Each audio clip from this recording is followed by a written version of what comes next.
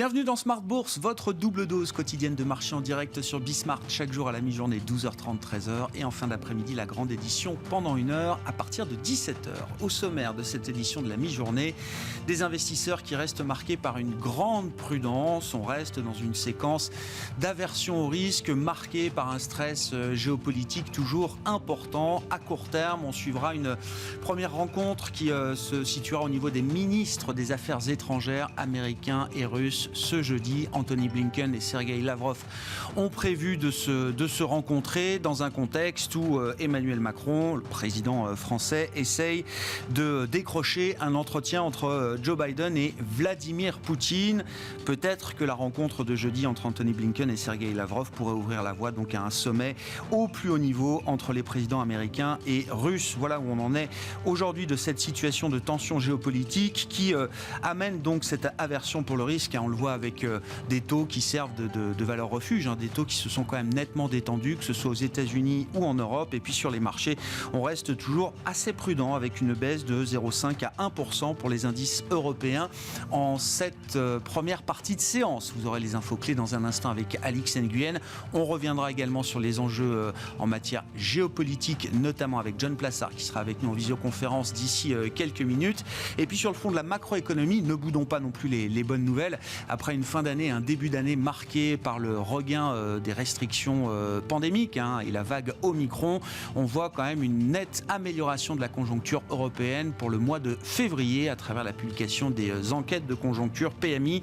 Première estimation qui montre une réaccélération des différentes économies de la zone euro à travers la partie services qui repart fortement au mois de février. C'est donc une bonne nouvelle. On aura d'autres enquêtes de conjoncture domestiques en Allemagne et en France tout au long de la semaine. Voilà donc pour les sujets du jour et puis le plan de trading évidemment comme chaque lundi à la mi-journée à 12h30 avec les équipes de Bourse Direct. C'est à suivre dans quelques instants.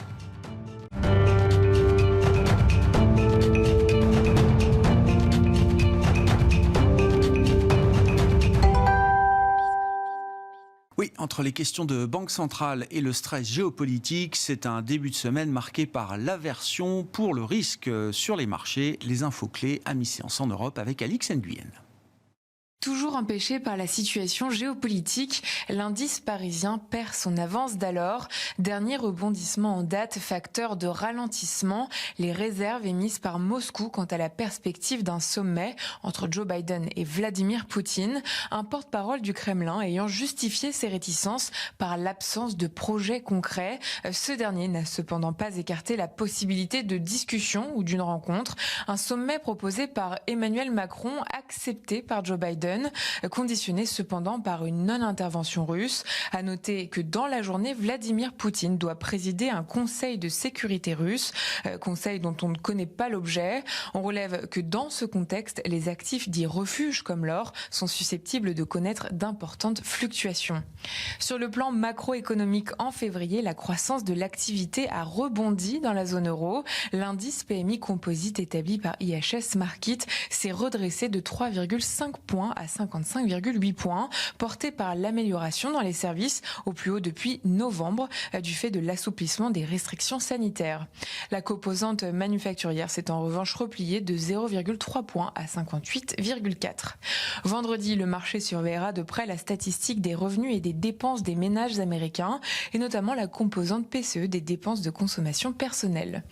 Et puis s'agissant des valeurs à suivre, Air France KLM évolue dans le vert sous l'effet d'une annonce dans le journal Les Échos hier. L'État néerlandais, Delta Airlines et China Eastern devraient participer à la prochaine recapitalisation qu'envisage la compagnie aérienne dans les prochains mois.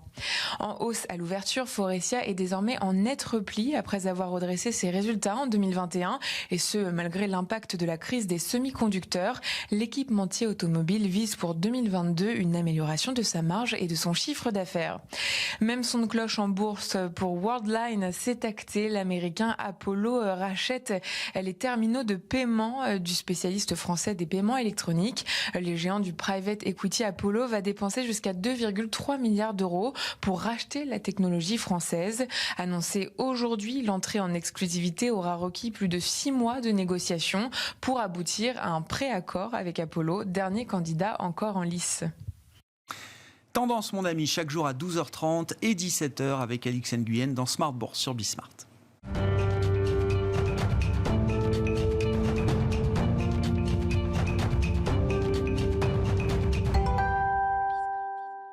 C'est donc un lendemain d'échéance sur les marchés. L'échéance mensuelle avait lieu vendredi dernier. Un début de semaine un peu particulier en l'absence des marchés américains fermés pour President's Day. Il n'empêche que le plan de trading reste indispensable dans la configuration de marché actuelle. Et Romain Debré est avec nous évidemment en plateau pour entamer cette semaine sur les marchés. Bonjour Romain. Bonjour Léa. Membre de la cellule info d'experts de Bourse Direct. Oui, je le disais, lendemain d'échéance, les marchés américains sont fermés. Il n'en reste pas moins qu'on est dans une situation de dilemme, vous dites aujourd'hui, sur les marchés. Ah oui, c'est dur graphiquement et techniquement à lire. On essaie d'avoir des feuilles de route pour voir de façon un peu plus large. Et les signaux sont très contradictoires. On l'évoquait en début de semaine dernière. Un début de semaine dernière qui ressemblait à un début de sell-off. Et puis dès mardi, des invalidations, des petits signaux d'amélioration, des publications bonnes globalement, mais qui sont disséquées et accueillies de façon extrêmement détaillée par les opérateurs et avec des écarts et de la volatilité un peu brutale. On l'a vu avec Hermès, puis on l'a évoqué vendredi dernier aussi. Il y a un marché qui est compliqué à lire techniquement. On est bloqué entre des opérateurs couverts d'un côté, on l'a expliqué aux États-Unis, plus couverts que depuis très longtemps, donc qui évitent une accélération baissière. On rappelle que le niveau de couverture important des portefeuilles, ça n'empêche pas le marché de baisser. Ça sert d'amortisseur dans une baisse, c'est-à-dire que les opérateurs étant assurés, étant prudents, ils sont moins surpris par un mouvement de baisse qui n'arrive pas à se mettre en place et n'arrive pas à se décanter. Et puis, en même temps, on voit qu'il n'y a pas d'intérêt et on n'arrive pas à les payer, on n'arrive pas à les dépasser des niveaux, il n'y a pas de relais haussier dans un contexte où il y a pourtant du cash, une volonté d'acheter sur repli. Certes, des opérateurs qui ont liquidé des positions, qui sont de montrer prudent avec des signaux d'invalidation. Voilà, donc la photographie à long terme, elle est lisible. Il faut rester en retrait probablement pour trouver des points d'entrée plus intéressants. À court, moyen terme, c'est plus compliqué et quand on fait des choses plus courtes, c'est en ce moment assez difficile. Donc on entame l'échéance du mois de mars, avec uniquement 260 000 contrats futurs ouverts. La moyenne, c'est 350 000 contrats. Le mars dernier, mars 2020, c'était 316 000 contrats ouverts. Si on allait chercher mars 2019, c'était 416 000 contrats ouverts. Donc, il y a beaucoup moins d'intérêt ouvert sur le futur CAC 40. Ça signifie que le jeu est très ouvert. En revanche, à Paris, et toujours ce matin encore, les opérateurs sont couverts dans des plages de fluctuations importantes. Donc, il y a de la prudence, même chez nous, et un ratio de couverture qui, à court terme, en tout cas, montre que les opérateurs sont vigilants. Prudence et manque d'intérêt à court terme, en tout cas, qui complique la lecture du marché, on peut le dire comme ça. Romain, d'ailleurs, quand on regarde le graphique du Nasdaq 100 que vous nous proposez, avec une lecture hebdomadaire, je vois des flèches qui partent dans tous les sens. Non, mais ça veut dire qu'il y a un champ des possibles en termes de scénario qui est assez large aujourd'hui. Oui, j'hésite à vous proposer plusieurs graphiques. J'ai essayé de tout synthétiser sur un seul. Il y a un niveau de support, 13 990, qui a tenu pour de la deuxième semaine d'affilée. En revanche, on voit que globalement, les figures en haut de marché et les zones de congestion situées entre 15 500 et 16 600 sont des sommets en tour avec des accélérations baissières majeures. Donc, ce sont des figures de sommet de marché. C'est pas terrible et on pense qu'il y a des chances que le marché aille plus bas s'il rompt des niveaux.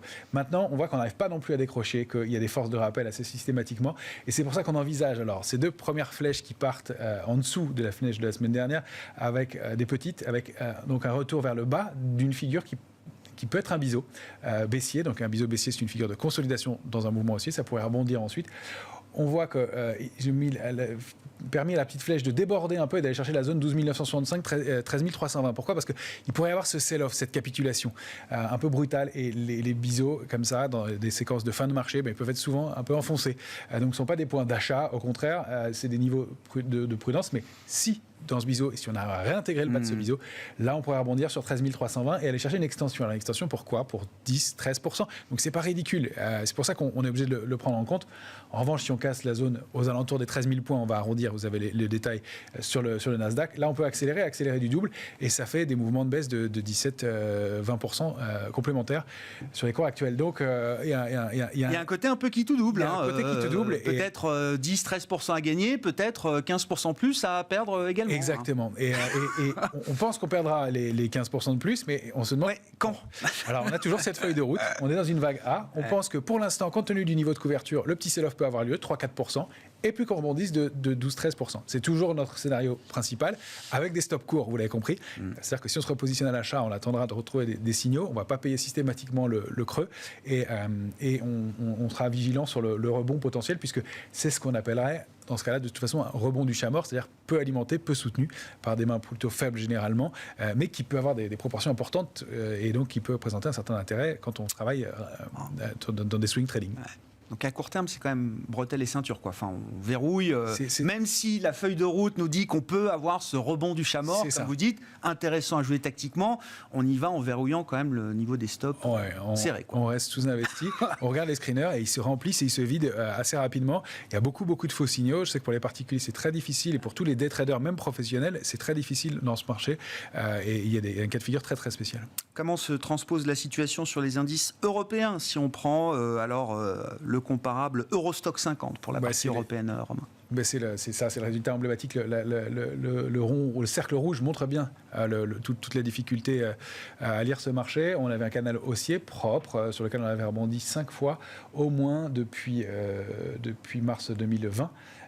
Donc un mouvement qui était 2021, un mouvement qui était propre, harmonieux, et puis on enfonce le bas de ce canal en début de semaine dernière et on invalide cette sortie.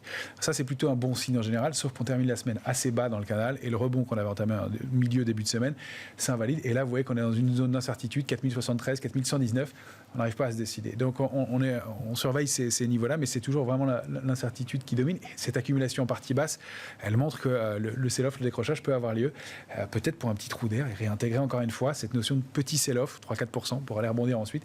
Maintenant, si on s'installe sous 4039, c'est 8% de plus de baisse assez marquée. Si on se focalise sur le CAC 40 cash, qu'est-ce qu'on peut dire là des niveaux qui sont protégés aujourd'hui par les investisseurs, avec des couvertures notamment, Romain? Le mois de mars ne nous arrange pas tellement, parce qu'on avait un niveau de couverture qui était concentré entre 6007 et 6850 points au mois de février. Et là, la densité, le niveau de couverture s'est étendu. Il est passé de 6007, 6850 à 6004, 6800. Donc c'est un tout petit cran plus bas, mais beaucoup plus large.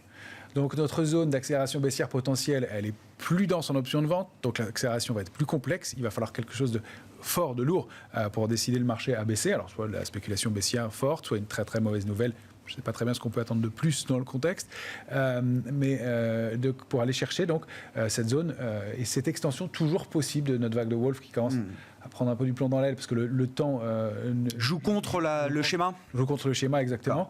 Maintenant, c'est toujours possible, et puis on a cette zone de densité. En revanche, en dessous, et là c'est plus clair, la zone de concentration d'options, elle est 6000, 6100, et puis ensuite c'est en dessous de 5006, 5006 ou en dessous. Ça fait partie des niveaux qu'on pense possible de voir dans l'année. Encore une fois, tout étant une question de timing. Est-ce qu'on va d'abord faire ce petit sell-off, puis rebondir? Voilà. En tout cas, si on rebondissait aujourd'hui et tout de suite, les niveaux d'accélération et de hausse, ils sont très faibles, d'aller chercher aux alentours de 7200 points au mieux.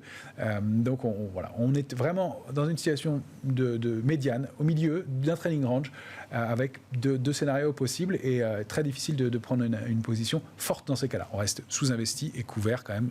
Ça fait partie de la stratégie de base. Je reviens à ce que vous disiez au départ, et que sur une lecture long terme, les choses sont assez évidentes pour vous. C'est-à-dire qu'il vaut mieux être à l'écart aujourd'hui pour attendre des points d'entrée plus bas.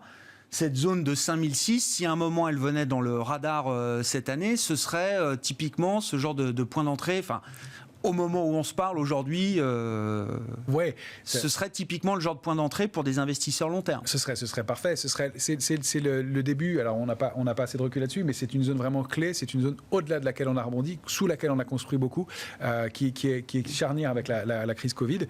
Donc oui, ce serait un point d'entrée extrêmement intéressant. Rien ne dit qu'on aille le chercher. Non. On est loin de ce niveau. Si on va le chercher, on va regarder comment se comporte le marché. Est-ce qu'il y a moins de pression baissière? Est-ce qu'il y a des figures de retournement qui se mettent en place? Là où je dis que c'est clair en termes de baisse potentielle, c'est qu'on a vraiment sur tous les indices des figures de retournement baissière de long terme, des figures d'épuisement dans le mouvement qui se met en place. Alors, tout ne se termine pas toujours par un crack, mais ça peut se terminer par une accélération baissière un peu marquée, ou alors une consolidation à plat de très long terme.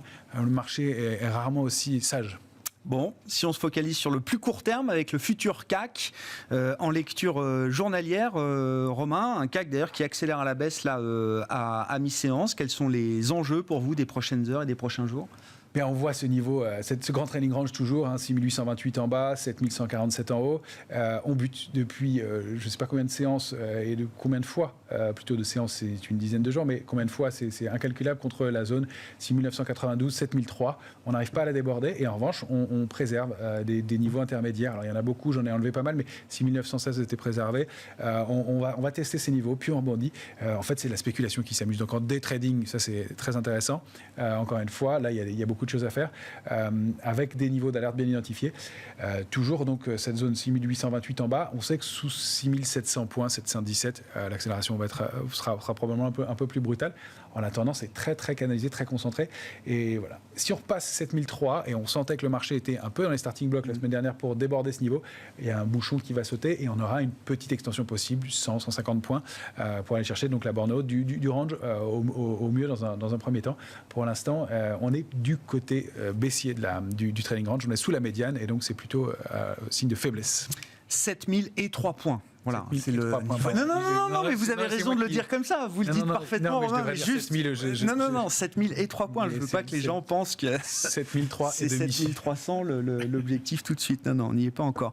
Bon, sur la semaine, on aura encore une dizaine de sociétés du CAC 40 qui publieront leurs résultats. Donc, ce sera peut-être un driver. Et puis, on aura des chiffres importants en fin de semaine, avec notamment la première estimation d'inflation pour la France pour le mois de février. On parlera de l'inflation dans quelques minutes avec John Plassard qui est avec nous en visioconférence. Vous vouliez nous parler du Nikkei également, Romain. Qu'est-ce qu'il y a d'intéressant à regarder sur le Nikkei, graphiquement parlant ? On cherche des zones qui sous-performent moins ou qui surperforment un peu. C'est le cas sur le Nikkei qui revient sur un niveau de support intermédiaire mais important, 26 600 points, 26 000 points autour, et qui est bien rebondi aussi depuis plusieurs jours, plusieurs séances sur la borne haute de son précédent biseau. Donc il y a des frémissements de ce côté-là. Comme en Chine, où les signaux ne sont pas déclenchés, mais ça arrête de baisser, en tout cas, comme sur beaucoup de marchés, beaucoup d'actifs. Donc ça fait partie des endroits qu'on regarde. On avait parlé du Brésil aussi, je fais un tour en fait, grâce au Nikkei du marché. Là, on a touché une cible sur l'indice Bovespa, sur le Brésil, qui a pris 28%, je crois, depuis le 1er janvier. Donc, voilà, le target de court moyen terme est touché. Il pourrait y avoir une consolidation, en tout cas. Mais sur le Nikkei, ça peut être un scénario alternatif dans un marché qui tient un peu mieux que la moyenne, qui surperforme un peu les autres indices dans ce contexte de baisse.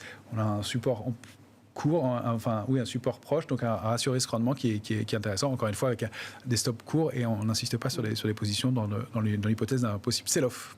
Bon, voilà pour la configuration de marché qu'on a connu plus simple, en tout cas à court terme, d'où l'utilité quand même de ce plan de trading et de ce champ des possibles à court terme, en tout cas qui est très ouvert. Merci beaucoup Romain. Romain Dobré avec nous chaque lundi à 12h30 pour le plan de trading, membre de la cellule Info d'Experts de Bourse Direct.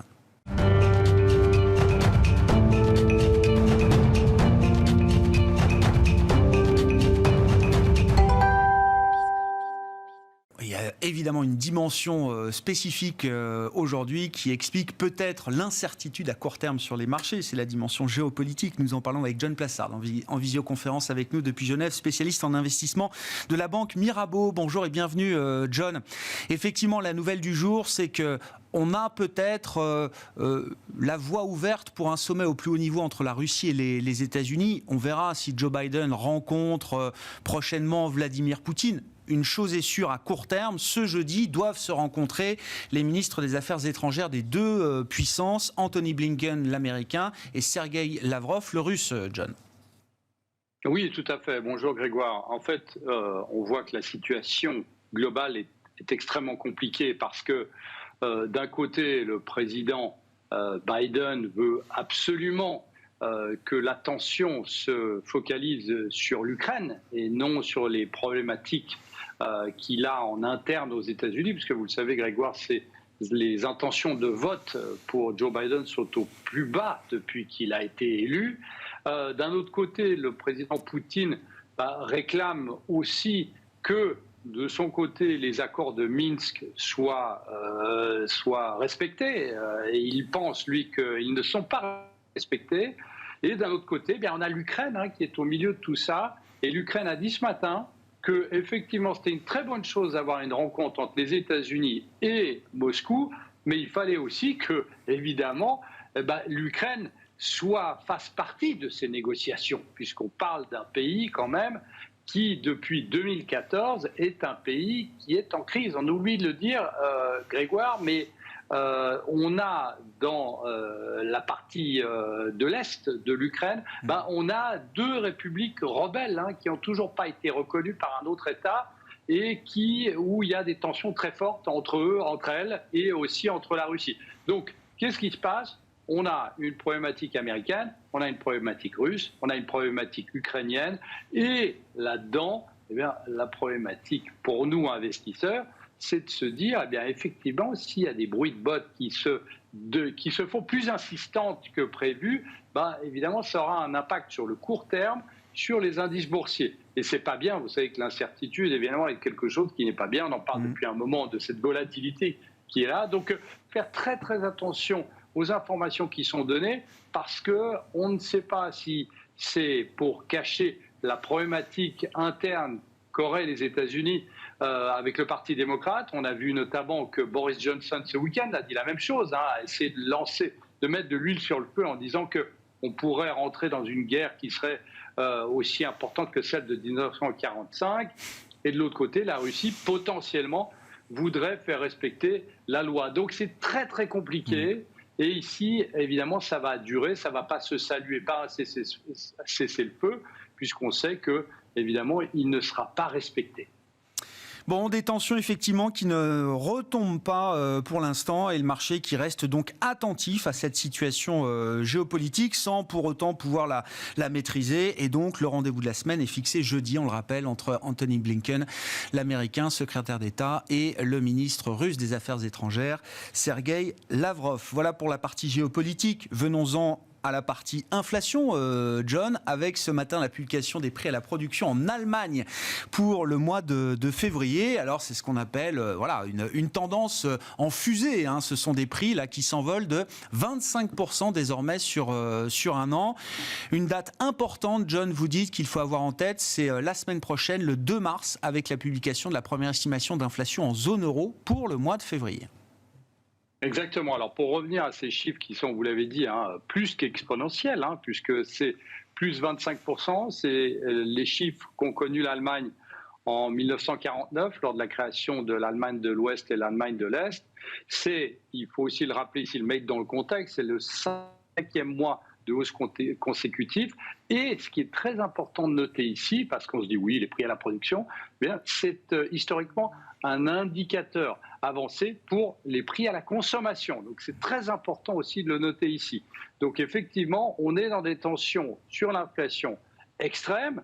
On voit, comme vous l'avez dit, que la Banque centrale européenne, elle est entre 2 sièges. Avec un côté, on a vu Christine Lagarde qui, à demi-mot, a abandonné ce terme transitoire lors de la dernière réunion de la Banque centrale européenne, mais a dit qu'il y avait un seul chiffre sur lequel il fallait se focaliser, c'était le chiffre de l'inflation du 2 mars. Alors évidemment, le chiffre d'aujourd'hui n'est pas pour améliorer l'ambiance au sein de la Banque centrale européenne, puisqu'on sait très bien que d'un côté, vous avez l'Allemagne qui veut absolument que la Banque centrale européenne relève ses taux, et de l'autre côté, on a les pays dits du Sud, c'est-à-dire l'Espagne et notamment l'Italie, avec laquelle Christine Lagarde semble assez proche.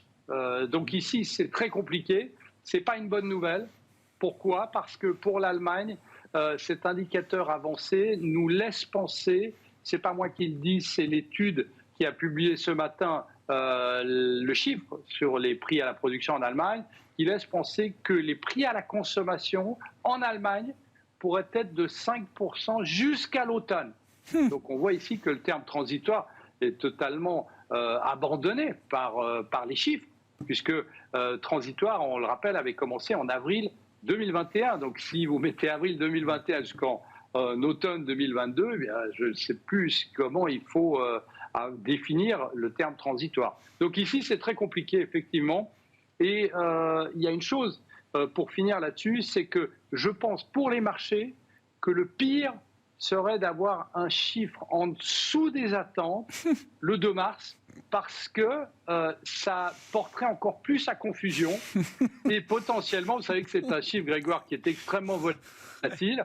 Et potentiellement, en avril, eh bien, on aura un chiffre qui serait plus élevé. Et là, le problème serait qu'on aurait potentiellement manqué un mois pour 1 ou 2 mois pour, en fait, cette fameuse fenêtre de tir qu'il faut utiliser à un moment ou à un autre pour annoncer que potentiellement on montera les taux avant la fin de l'année. La volatilité statistique, effectivement, qui complique l'équation pour les banquiers centraux en ce moment. Donc, 2 mars, ce sera le début de la séquence Banque centrale pour la BCE. 2 mars, publication de la première estimation de l'inflation et la réunion du Conseil des gouverneurs pour la Banque centrale européenne qui est prévue le jeudi 10 mars, une semaine avant celle de la Fed qui se tiendra les 15 et 16 mars prochains. Voilà pour la prochaine séquence Banque centrale. Un mot peut-être pour finir, John, des actifs alternatifs dans ce contexte et notamment des crypto-actifs et de l'emblématique Bitcoin qui est en train d'expérimenter son premier cycle de resserrement monétaire global, on peut le dire comme ça. Vous l'avez tout à fait dit, et il y a une chose qui est très intéressante, c'est qu'en revenant justement sur l'inflation dont on parlait avant, mais l'inflation américaine, on voit que la dernière fois qu'on avait été au-dessus de 5%, c'était en 2008, avant l'effondrement, avant la crise financière, et à l'époque, personne n'avait du Bitcoin. Certaines personnes, mais qui c'était les balbutiements, je dirais, des crypto-monnaies. Et donc, à ce moment-là où on avait 5%, eh bien, on n'a pas de recul puisque personne ne traitait le Bitcoin. Et aujourd'hui, lorsqu'on a des chiffres aux États-Unis de plus de 7% d'inflation, où on a ce resserrement monétaire, comme vous venez de le dire, eh bien, les investisseurs hésitent à savoir si c'est une valeur refuge face au manque d'inflation qu'on avait il y a 2 ans, ou est-ce que c'est un actif qu'on peut considérer comme l'or? Mais on a vu que les dernières réactions qu'on a eues sur l'évolution de l'or et l'évolution des crypto-monnaies, eh bien, n'ont pas donné les mêmes résultats, puisque lorsqu'on a des bruits de botte, eh bien, évidemment, historiquement, le prix de l'or monte. Et puis ici, on a vu que ce n'était pas le cas pour le Bitcoin notamment et les autres crypto-monnaies. Bon, effectivement, on est toujours dans l'idée d'essayer de caractériser ce qu'est le Bitcoin et à quelle classe d'actifs appartient le Bitcoin aujourd'hui. Merci beaucoup, John. John Plassard qui était avec nous pour son éclairage de début de semaine, spécialiste en investissement de la banque Mirabeau et compagnie en visioconférence depuis Genève. Ainsi se termine cette édition Smart Bourse de la mi-journée. On se retrouve en fin d'après-midi à 17h pour 1 heure en direct sur Bismart.